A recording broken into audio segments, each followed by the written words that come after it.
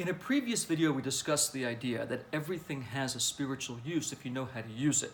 So somebody actually asked me the question very recently, Rabbi, what about jealousy, lust, and anger? Ha! Nothing good comes out of that.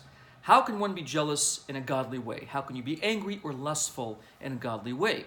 Aren't these negative traits? So the Torah perspective is very simple. Every trait has as its backbone a spiritual core. So imagine, for example, if you look at something on the outside and say, doesn't look so good.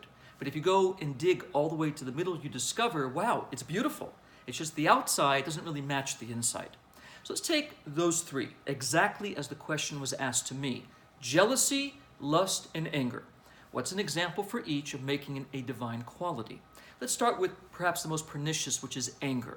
Everybody will tell you from every spiritual walk of life that anger is negative. However, the Talmud, the rabbinical corpus of teachings, tells us there is one form of anger that's actually very healthy.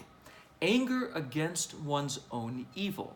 The word is rogez in Hebrew, which means this. If I'm mad at somebody else, get mad at the fact that you're mad. Meaning, if I'm having an egotistical moment, and I take that strength, that energy, and turn it inward and put myself in check, and I'm aggressively all day putting myself in check.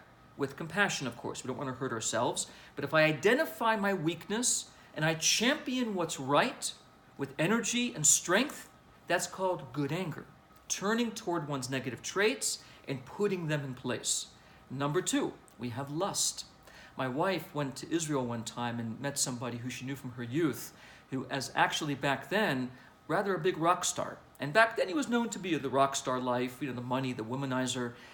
When she met him many years later, she discovered he had this very long rabbinical beard and had marriage and kids, and she couldn't believe it. How could this guy, who was this famous rock star, become a rabbi?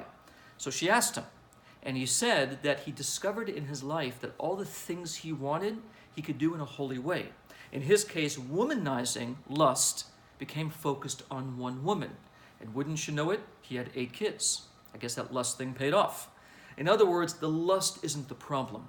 The giving over of human passion to everyone is the problem. Focusing it in a healthy way is constructive and divine. Building a family, building a good relationship. The last one we have is jealousy. Can jealousy be good? The rabbis say there's something called the jealousy of the sage, which means if I'm jealous of you because I want something you have, say for example a certain level of wisdom, I'm jealous of your sagacity. Well, if that inspires me to study harder myself, not to blame you for having it, but to motivate me to achieve it, it's good jealousy. If I'm jealous of your money and I decide to work harder and hence, with that working harder, achieve greater status economically, then my jealousy of your financial position motivates me becoming wealthier. So if I use the jealousy to inspire motion going forward, done. It's a good jealousy. So you see, it's not the emotion, it's how you use it. So if you find something negative in yourself, look at it, analyze it, and figure out how can I apply it toward a spiritual end to make myself closer to God and to reach my highest possible potential.